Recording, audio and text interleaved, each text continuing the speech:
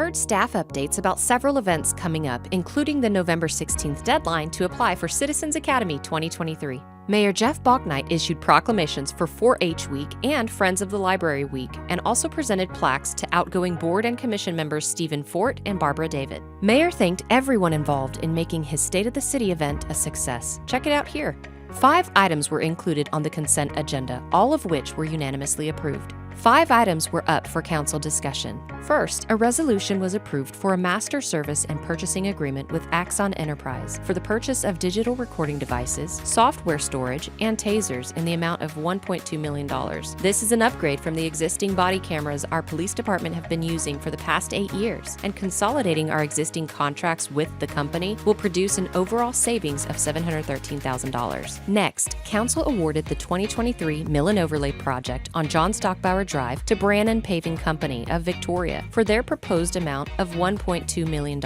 Point repairs will be made to the southbound outside lane, a total of 3,000 linear feet, as well as a restriping to Airline. The project is scheduled to begin in December of 2022 and completed in August of 2023. Council also approved a professional services contract with FGM Architects for design services and construction administration for the future public safety headquarters in the amount of $2.8 million.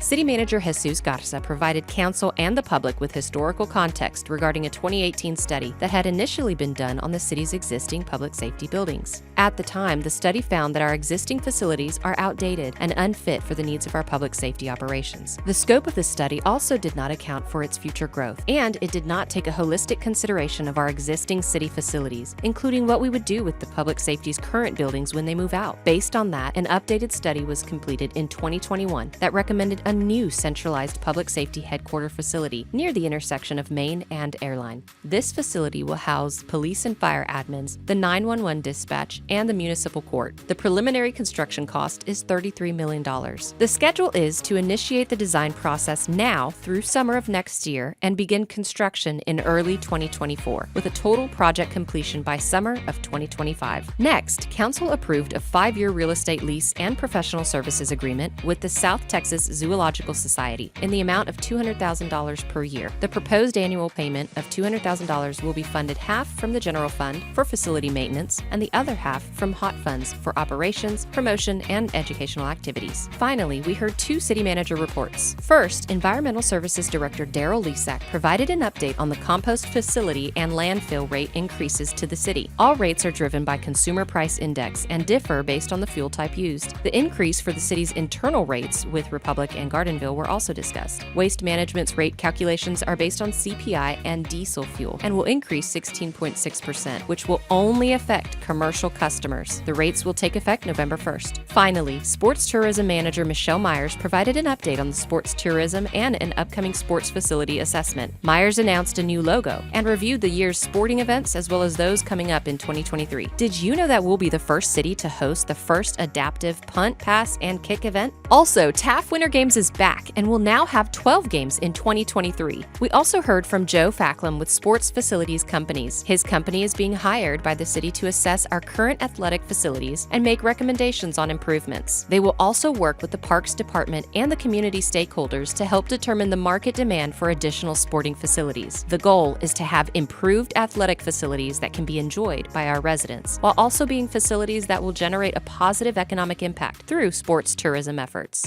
Hey guys, thanks for checking out the rundown from last night's City Council meeting. If you were there, awesome. But if you weren't, you can always catch the meeting in full online at victoriatx.gov/TV15, on our local cable channels 15 and 115, or on our YouTube at Victoria Texas Videos. Catch us on Facebook as well, sign up for our City View newsletter, and until next time, have a good one.